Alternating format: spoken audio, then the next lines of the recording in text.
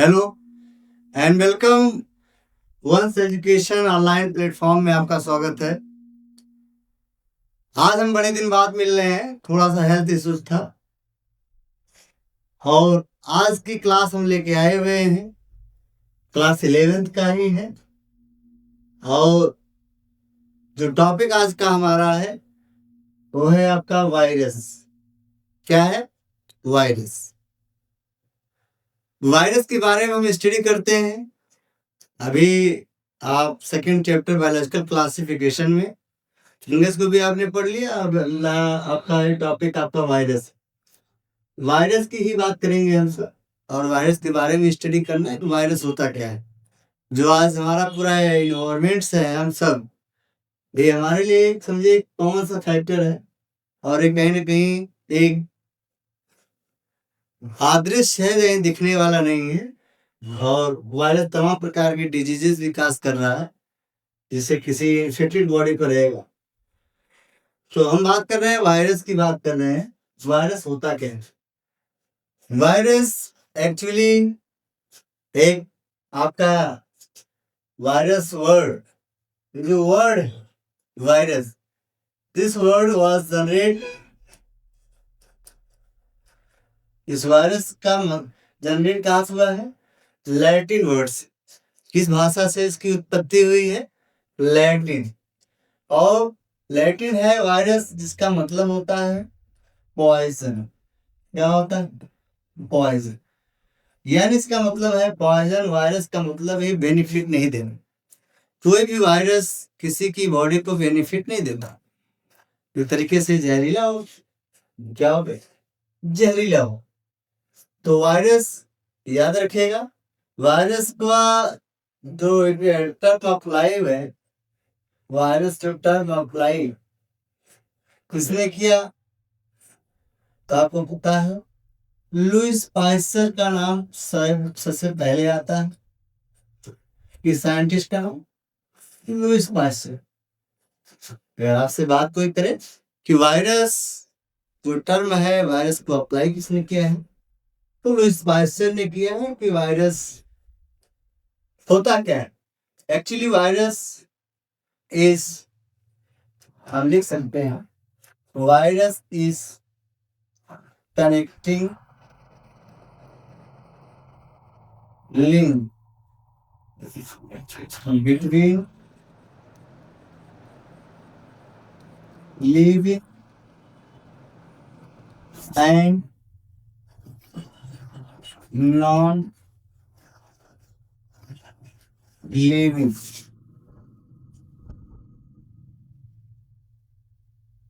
Factor, also called virus. तो virus क्या होता है? ये कनेक्शन है, ये लिंक है।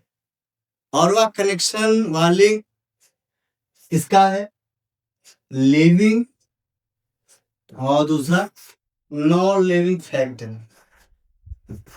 वायरस लिविंग भी हो सकता है, वायरस नॉन लिविंग भी हो सकता है। कहने का मतलब आप समझ रहे होंगे कि वायरस किसी लिविंग बॉडी पर होगा तो लिविंग है, और जैसे ही उसकी बॉडी को छोड़ देता है तो वायरस क्या हो गया?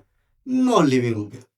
अगर कोई वायरस ह्यूमन की बॉडी के अंदर आया और उस वायरस का ह्यूमन क्या है? होस्ट है, जहां पे virus as a form of virus.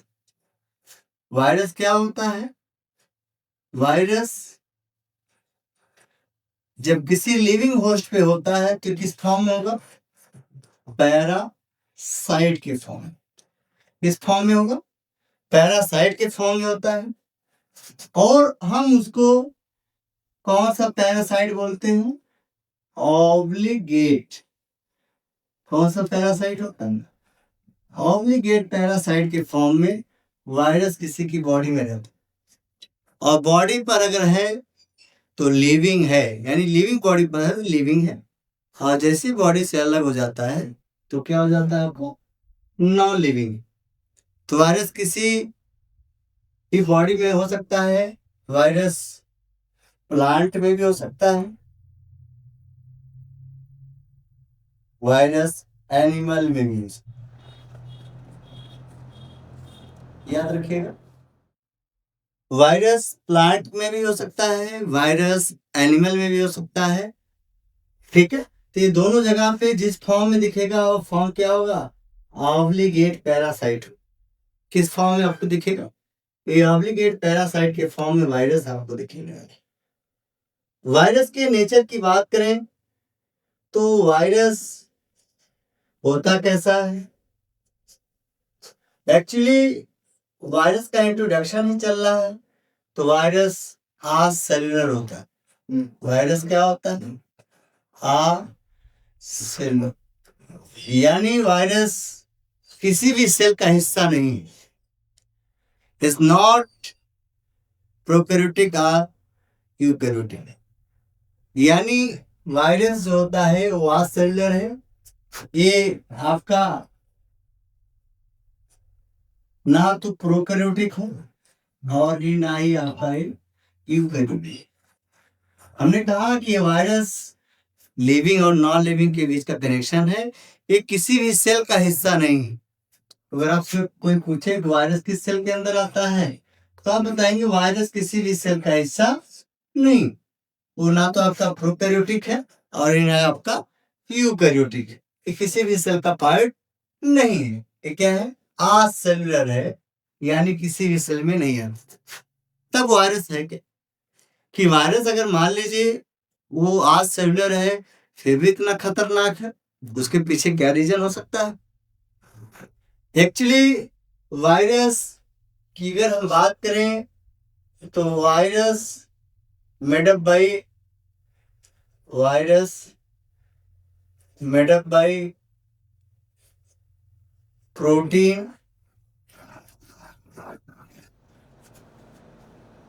Coat and nucleic acid.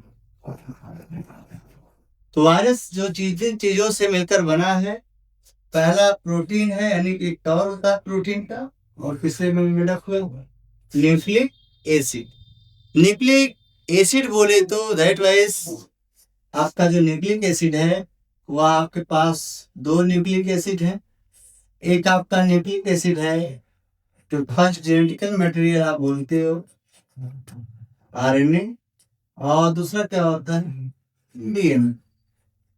RNA और डीएनए के फुल फॉर्म सबको पता होगा कि आरएनए को हम बोलते हैं राइबोस न्यूक्लिक एसिड, जबकि डीएनए को हम क्या बोलते हैं, डी ऑक्सी राइबोस न्यूक्लिक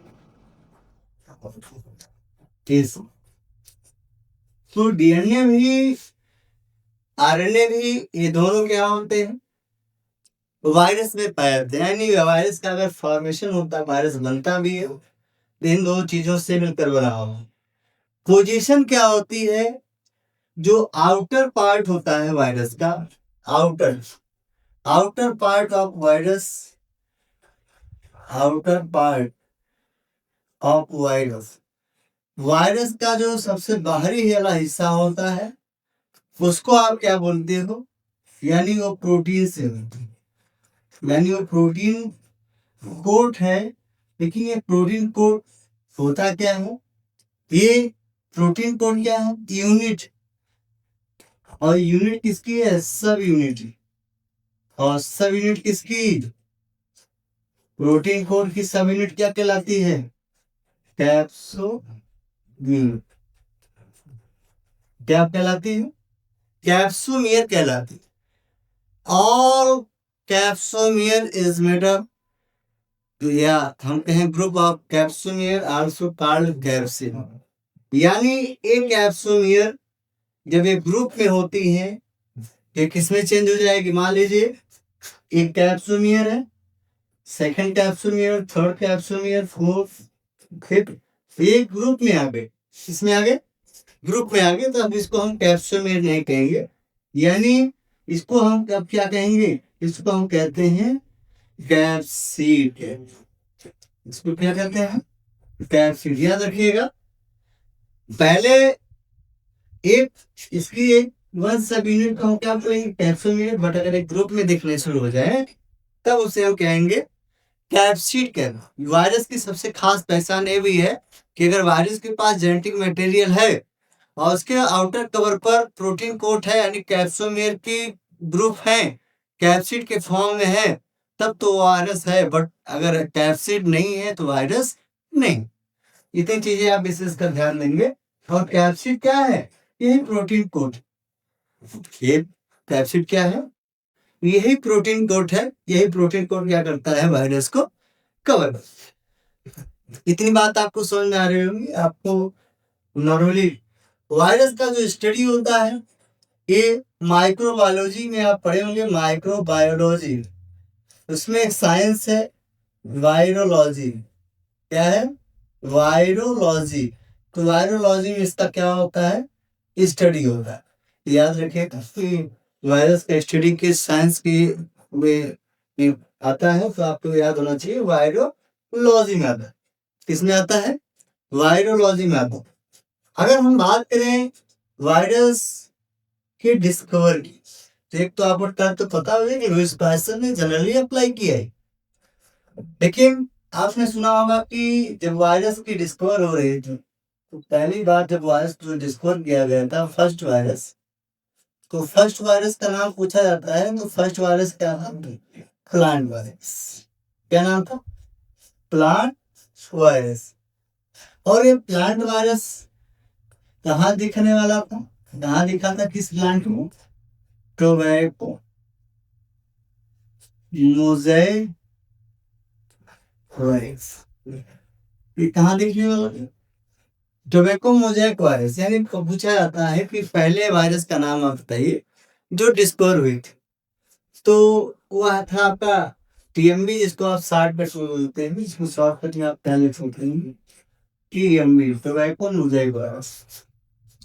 इस वायरस में अगर हम बात करें, टोबैको मोज़ेक वायरस की डिस्कवर की बात करें, तो टोबैको मोज़ेक वायरस फर्स्ट, पहली बार जब ये देखा गया था, तो फर्स्ट टाइम सी बाय बाइजर ने जो साइंटिस्ट है, इन साइंटिस्ट के अकॉर्डिंग वायरस को क्या बोला गया? वायरस कॉन्टाजियम बीवम फ्लूडम के फॉर्म में दिखता है। कॉन्टाजियम बीवम फ्लूडम के फॉर्म में वायरस दिखने वाला है। एक इसका मानना था, बाइजर ने माना था कि वायरस कुछ इस तरीके से दिखता है, फ्लूइड के फॉर्म में होता है, तो लिक्विड के फॉर्म में है। बट अगर हम बात करें डीएमबी को डिस्कवर करने के पीछे एक माइक्रोबायोलॉजिस्ट थे, माइक्रोबायोलॉजिस्ट। उस माइक्रोबायोलॉजिस्ट का क्या नाम? ये माइक्रोबायोलॉजिस्ट कहाँ के थे? रशियन थे। रशियन का मतलब है रूस के थे, रूसी साइंटिस्ट थे। और इनका क्या नाम था? इनका नाम था डिमित्री इवानोव।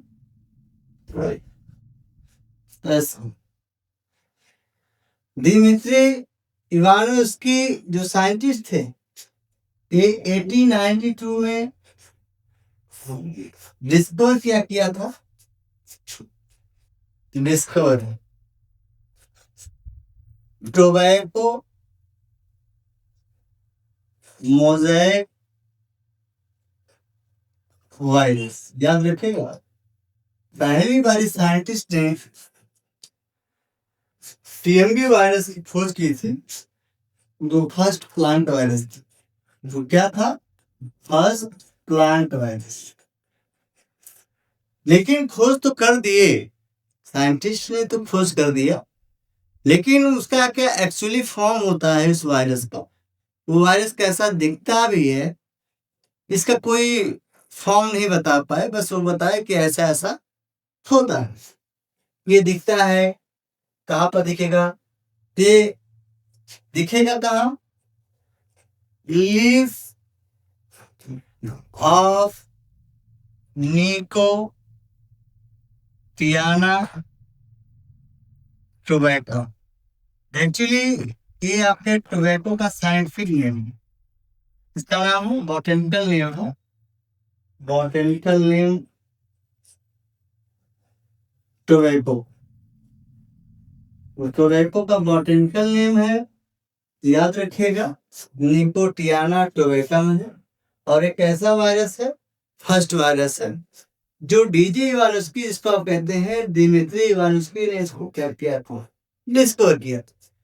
बट लीफ पर दिखने वाला ये वायरस टू आइसोलेट, या इसको क्या किया गया था, आइसोलेट।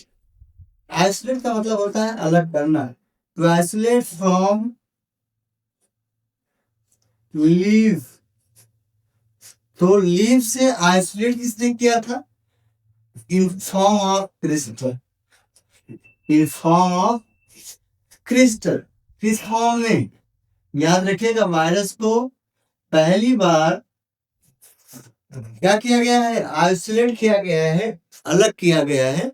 और ये अलग किस फॉर्म में किया गया है, तो याद रखिएगा, क्रिस्टल फॉर्म में इसको आइसोलेट अलग किया गया है। बट इस साइंटिस्ट, कौन साइंटिस्ट थे भाई जो अलग किए थे, उनका नाम था W.M. स्टानले। याद रखिएगा, वेरी वेरी इंपॉर्टेंट। तो W.M. स्टानले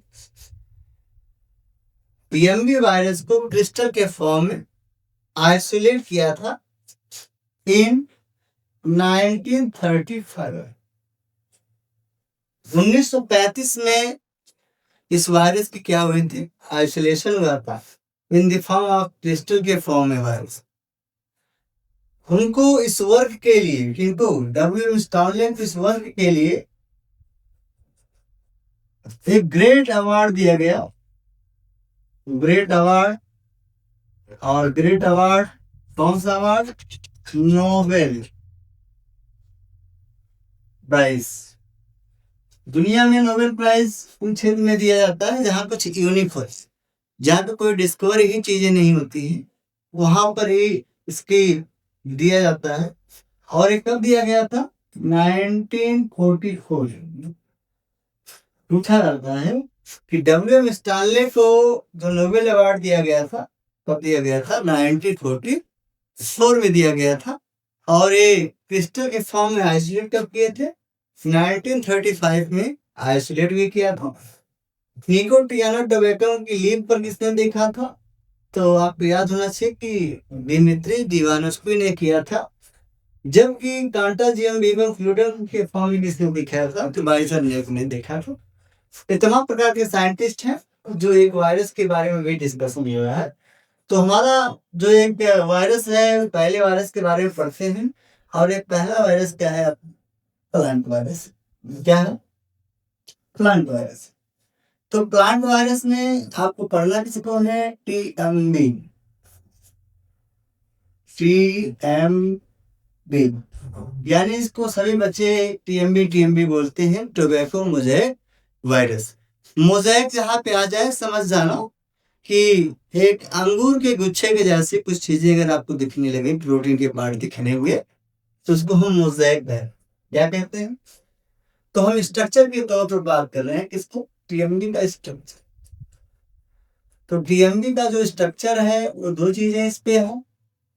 एक तो जो वायरस है टीएमबी, जिसकी साइज है वह आपकी 300 nm सेफ, 10 mm से 300 mm तक हो सकती है। ठीक है, कितना बड़ा हो सकता है, 10 से 300 mm का वायरस ये हो सकता है। और टीएमबी वायरस जो है, इस पे क्या क्या चीजें पाई जाती है, इस पे कैप्सोमियर पाया जाता है, कैप्सोमियर। पूछा जाता है टीएमबी पर कैप्सोमियर भी होता है। और एक ग्रुप ऑफ कैप्सोमियर जो हो जाते हैं उसको हम क्या बोलते हैं, कैप्सिड। क्या बोलते हैं, कैप्सिड। तो टोटल नंबर ऑफ कैप्सोमियर कितने होते हैं, 2130 कैप्सुमियर होते हैं इसके बाद से, याद रखिएगा। कितने कैप्सुमियर होते हैं? 2130 कैप्सुमियर आपको दिखेंगे। और अगर हम जेनेटिक मटेरियल की बात करें, जेनेटिक मटेरियल, तो जेनेटिक मटेरियल हमने यहाँ से पहले कहा, कोई भी सेल है वायरस के केस में है, तो वायरस में अगर आपका जेनेटिक मटेरियल आरएनए है तो उसके साथ डीएनए नहीं होता। इतना याद रखिएगा कि वायरस के पास अगर जेनेटिक मटेरियल आरएनए है तो डीएनए नहीं, और डीएनए है तो इस वायरस के पास जो जेनेटिक मटेरियल क्या होता है? आरएनए। क्या होता है? आरएनए होता है। और ये आरएनए एक्चुअली आपका होता क्या है? ये न्यूक्लिक एसिड होता है। क्या? Nucleic acid. और इस न्यूक्लिक एसिड में मेन चीज क्या होती है? न्यूक्लियोटाइड। क्या होती है? न्यूक्लियोटाइड। तो पूछा जाता है कि how many nucleotide in RNA case of the TMB virus. तो टीएमबी वायरस के पास के जो न्यूक्लियोटाइड आपको दिखेंगे कितने? 6392 न्यूक्लियोटाइड आपको दिखेंगे। किस केस में? टीएमबी के वायरस में। जो टीएमबी का वायरस है, आरएनए है, उसमें आपको दिखेगा 6392 के नियर अबाउट आपका जो न्यूक्लियोटाइड होगा वो दिखेगा जेनेटिक मटेरियल के तौर पर। किसके तौर पर? जेनेटिक मटेरियल के तौर पर। ये इतनी चीजें आपको समझ में आ रही होंगी, उम्मीद कर रहे हैं कि आपको समझ में आ रहा होगा। अगर हम आगे बात करें कि इतने न्यूक्लियोटाइड आपको दिखते हैं, तो न्यूक्लियोटाइड के साथ साथ इस पे प्रोटीन आपके पास है। तो प्रोटीन में भी आपके अमाइनो एसिड दिखेंगे। भाई प्रोटीन एक जनरल कॉम्प्लेक्स फॉर्म होता है, और इस पे आपको क्या दिखने शुरू हो जाएंगे? भाई इसका सिंपल फॉर्म भी आपको दिखेगा, अमाइनो एसिड दिखेगा। तो वायरस की जो लेंथ होती है, वायरस की जो लेंथ है वो 300 लैम्डा होती है। कितनी होती है? 300 लैम्डा होती है। ठीक है, इस वायरस की लेंथ होती है, इसकी साइज होती है। हम वायरस के स्ट्रक्चर की बात करें तो स्ट्रक्चर आप देख सकते हैं, कुछ ऐसा स्ट्रक्चर आपको बनता है वायरस का। इसमें तो नहीं दिख रहा है, फिलहाल इस पे देख लीजिए। जैसे आपने देखा होगा अंगूर के गुच्छे, इस तरीके से। ठीक है, ऐसे आपने देखा होगा।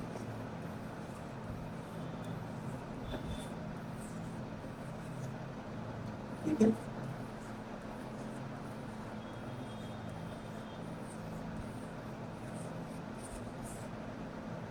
ये वायरस आपको कुछ इस तरीके से दिखेगा।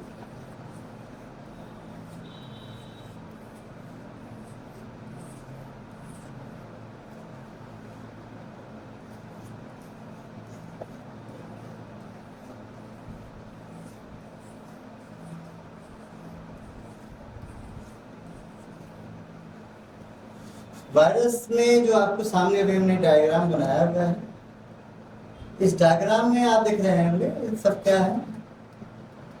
ये सब आपका प्रोटीन सब यूनिट है।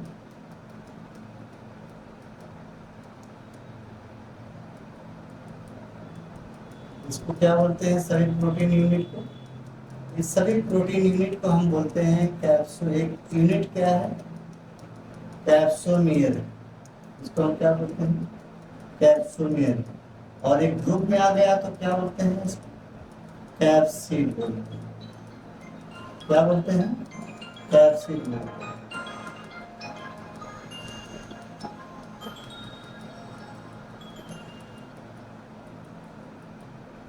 देखिए,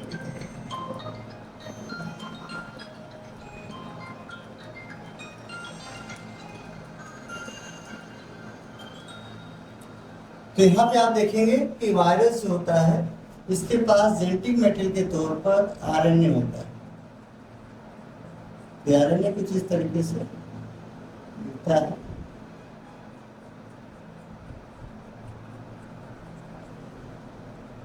इसका हेलिक्स होता है।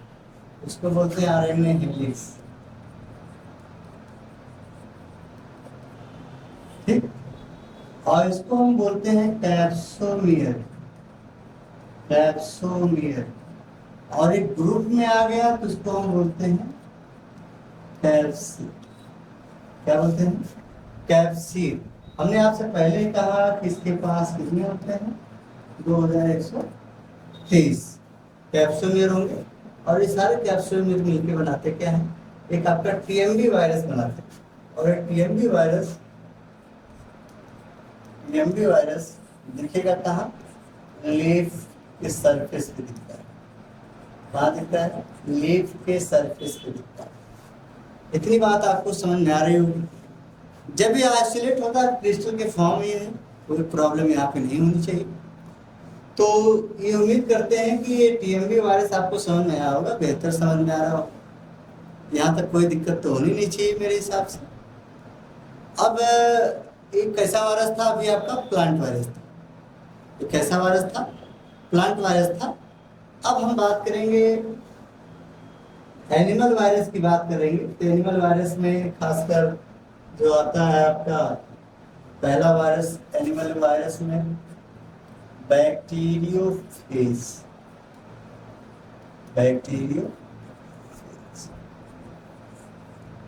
जहां फेज दिख जाए समझ जाना कुछ खा रहा है, फीड कर रहा है। और ये वायरस आपको दिखने में बड़ा सामान सा लगता है, बड़ा जनरल सा लगता है। तो बैक्टीरियोफेज क्या होता है? Infect of the bacteria.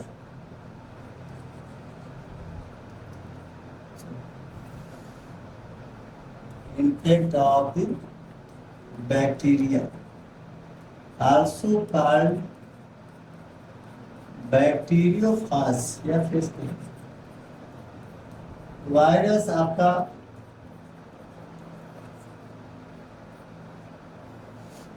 Bacteria को इन्फेक्ट कर रहा है, तो क्या हो गया? बैक्टीरियोफेज, यानी बैक्टीरिया की बॉडी को इन्फेक्ट कर। इसकी डिस्पर FW टॉयट एंड फेलिक्स बी हेरली ने किया। इसमें क्या?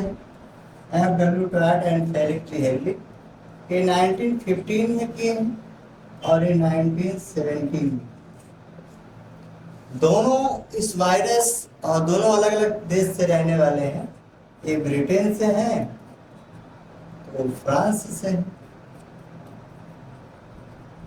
याद रखिए, एक लोग ब्रिटेन से हैं, दूसरे फ्रांस से हैं, और दोनों ने बैक्टीरियोफेज के बारे में अपना डिस्कशन दिया हुआ है। और हम बात करें बैक्टीरियोफेज कैसा होता है। एक्चुअली बैक्टीरियोफेज हेक्सागोनल होता है। हेक्सागोनल, तो हेक्सागोनल इसकी बॉडी होती है, divided into head, collar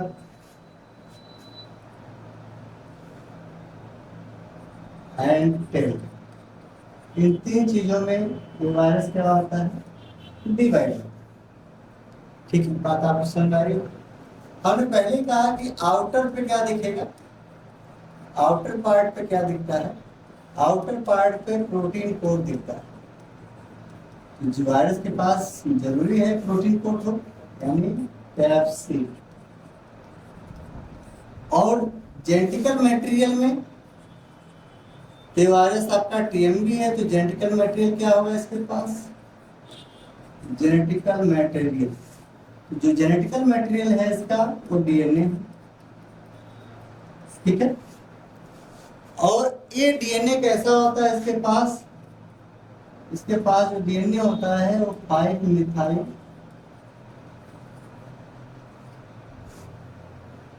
methyl आपका इसके पास साइटोसिन होता है। ये आपका खासकर ये आपकी ऐसा डीएनए आपको कहाँ दिखता है? बैक्टीरियोफेज में दिक्कत है। एक्चुअली हम बैक्टीरियोफेज के स्ट्रक्चर की बात कर रहे हैं, तो स्ट्रक्चर ऑफ द बैक्टीरियोफेज, तो बैक्टीरियोफेज में बहुत सारे बैक्टीरियोफेज आते हैं। तो आपने जो बैक्टीरियोफेज दिया है वो T2 बैक्टीरियोफेज है। कौन सा? T2। तो T2 बैक्टीरियोफेज कैसा दिखता है? तो आपको ये दिखना चाहिए कि ये हेक्सागोनल होगा। कैसा होता है? हेक्सागोनल।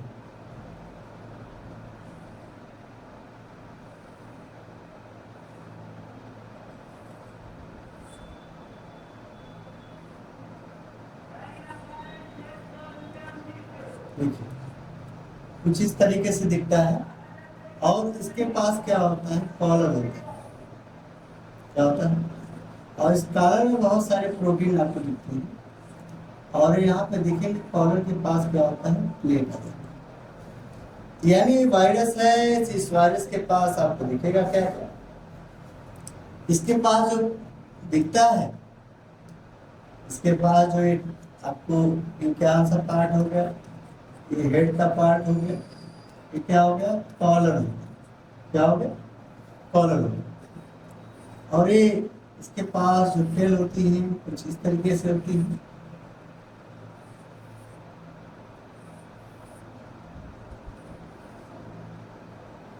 तो टोटल इसके पास जो टेल होती है वो टोटल 6 होती है। इसके पास क्या है? टेल। इसको टेल प्लेट कहते हैं, जहाँ से टेल दिखती है। और इसके अंदर जो जेनेटिक मटेरियल दिखेगा वो क्या होता है? डीएनए होता है। क्या होता है? डीएनए होता है। तो जो हेड वाला पार्ट है एक्चुअली पूरी तरीके से प्रोटीन कवर है, उसको हम बोलते हैं कैप्सूल। क्या बोलते हैं? कैप्सिड बोलते हैं। और इस वायरस की जो साइज होती है अप्रोक्सीमेटली, अगर हम लॉन्गिट्यूडिनल देखें तो ये आपका 950 एंगस्ट्रॉम्स की लेंथ है। अगर हम इसकी विड्थ की बात करें तो ये 650 एंगस्ट्रॉम्स की क्या होती है? विड्थ। अगर हम इसके टेल की बात करें, इसकी टेल की डिस्टेंस से, जो आप टेल देख रहे हैं, अगर हम इसके टेल की बात करें, इस टेल की बात करें, इस टेल की लेंथ की बात करें, तो ये टेल की जो लेंथ होती है ये एक्चुअली आपका 1500 एंगस्ट्रॉम के नियर होगा। और इन दोनों के बीच में, दो टेलों के बीच में जो डिस्टेंस होती है वह 200 या 100 है, इसके नियर अबाउट इसकी डिस्टेंस होती है। तो होता क्या है कि ये वायरस जब किसी बैक्टीरिया को इन्फेक्ट किया, मान लीजिए कोई बैक्टीरिया है, बैक्टीरिया सेल है, और इस बैक्टीरिया की बॉडी को इन्फेक्ट किया है, तब तक हम इसको बैक्टीरियोफेज कहेंगे जब तक कि किसी की सेल को इन्फेक्ट ना कर दो। ऐसे जैसे इन्फेक्शन करता है, ध्यान समझिए, जैसे इन्फेक्शन यहाँ पे करता है तो ये धीरे धीरे क्या होता है, वायरस इस बैक्टीरिया के अंदर चला जाए। जब बैक्टीरिया के अंदर वायरस जाता है तो ये क्या करता है, अपने डीएनए को इस कॉर्नर के साथ उसको ट्रांसफर करता है। क्यों? क्योंकि बैक्टीरिया के पास क्या होता है, इसके पास प्लाज्मिड होता है, इसका डीएनए इसके साथ लिटिक करता है, इसको डाइजेस्ट करके। लिटिक का मतलब होता है उससे मर्ज हो, यानी एक रिएक्शन होता है। और इस वायरस का जो जेनेटिक मटेरियल होता है इस बैक्टीरिया के पास चला आता है, और बैक्टीरिया के जीनों के साथ वो अपना रेप्लिकेशन कर लेता है, जुड़ जाए। और जुड़ने के बाद उसका जो हेड होता है वो अलग हो जाता है, जो पालन होता है वो अलग हो जाता है, जो टेल होती है वो अलग हो। और जैसे लाइसोजेनिक साइकिल कर लेते हैं, पूरी तरीके से अपना इन्फेक्शन फैला लेते हैं, फिर से वायरस क्या होते हैं, बाहर आ जाते हैं, फिर से इस फॉर्म में आपको दिखना शुरू हो जाता है। और जब फिर अगली बार से अपने इन्फेक्शन लेते हैं, तो कुल मिला के इसके पास क्या होता है, सबसे फाइबर के जैसे जो 10 प्लेट्स होते हैं इसके पास, जो छेद दिख रही है आपके पास, ये बड़ी डेंजरस होती है। सब के सब प्रोटीन से, यानी प्रोटीन कोड से मेडअप होती है, कवर होती है। ये आपका टीएमबी वायरस बड़ा वायरस है। और ऐसे में आप बहुत सारे वायरस को देखा होगा कि जो प्रोटीन होती है वो ग्लाइकोप्रोटीन से मेडअप होते हैं। तो आपने दुनिया के वायरस को देखा होगा, चाहे आप एक सबसे जो पैंडेमिक था आपके लिए, एपिडेमिक था, पूरी दुनिया से तबाही में बहुत कुछ हो गया। तो उस वायरस को आप कोविड-19 बोलते हैं। कोरोना वायरस जो लैटिन वर्ड से जनरेट होता है, जिससे आपने कोरोना का नाम सुना होगा। तो कोरोना आप पहली बार नहीं है, कोरोना बहुत सारे पहले से। तो कोरोना का मतलब लैटिन वर्ड, इसका मतलब होता है क्राउन लाइक स्ट्रक्चर, यानी मुकुट के जैसा हो। और ये वायरस बड़ा पैंडेमिक दिया पूरे वर्ल्ड को, पूरी दुनिया को तबाह कर डाला। और इस वायरस की खासियत ये थी कि इस वायरस में जो ग्लाइकोप्रोटीन है उसका न्यूक्लिक एसिड बहुत तेजी के साथ म्यूटेशन कर लेते थे और बहुत तेजी के साथ बदल जाता था। जब कोई वायरस का म्यूटेशन बहुत तेजी के साथ हो रहा है, उसका रूप बदल रहा है, तो ये हमारे लिए बहुत एक तरीके से फेटल हो जाता है, बहुत घातक हो जाता है कि हम उससे अपनी बॉडी को प्रोटेक्ट कैसे करें, बचाएं कैसे। भाई अनजान आदमी है, शैतान की तरह आ रहा, आज आपका फॉर्म ले लिया, रूप ले लिया, कोई दूसरे का रूप लेके मार रहा है, तो इसमें आप लोगों को पहचान नहीं पाएंगे। वैसे ही एक कोरोना वायरस था जो पूरी दुनिया को तबाह कर डाला। तो दुनिया के डिजीजेज आपको कोरोना वायरस से सॉरी वायरसेस से होते हैं। तो बहुत सारे वायरस से होते हैं डिजीज।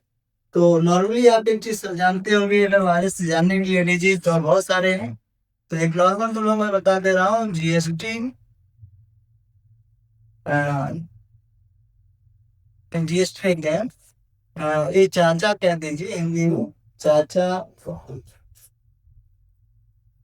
इन्हें डांटिए, इन्हें डांटो। आपने सुना होगा डांटो, अरे गाल पे छापो। तो इस ट्रिक से भी आप वायरस के बारे में जान सकते हो। टे का मतलब होता है एड्स। तो एड्स में आपने सुना होगा एडीआईएस, एक्वायर्ड इम्यूनोडेफिशिएंसी सिंड्रोम। चेस से क्या होता है आपका, चा से होता है चिकनगुनिया, चिकन गुनिया। और चा होता है आपका चिकन पॉक्स,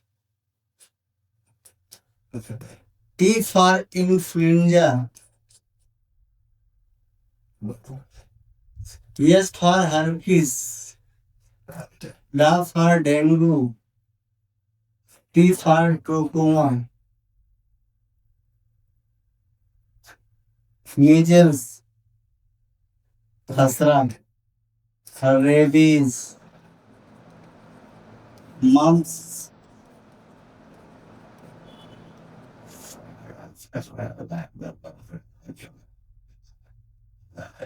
आपका जॉन्डिस, स्मॉल पॉक्स, पोलियो। ये दोनों प्रकार के और भी वायरस से डिजीज हो रहे हैं। जैसे कॉमन कोल्ड हो गया, तो दुनिया के वायरस हैं जो आपकी बॉडी के किसी न किसी पार्ट को इन्फेक्शन करते हैं। तो वायरस से होने वाले क्या है डिजीज। वायरस से क्या होते हैं, डिजीजों के नेम है, ठीक है। इन सब चीजों को आप आसानी से पढ़ सकते हैं, देख सकते हैं। अगर हमारी वीडियो आपको अच्छी लगे तो लाइक और सब्सक्राइब कर दिया करिए। और अभी जो हमारी क्लासेस चल रही हैं, वो क्लासेस आपके लिए बहुत ही बेनिफिट है।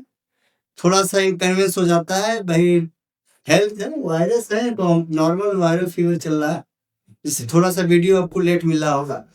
तो इसमें घबराने की कोई बात नहीं, आपके सिलेबस आपके टाइम पे कंप्लीट होंगे। तो तब तक के लिए धन्यवाद।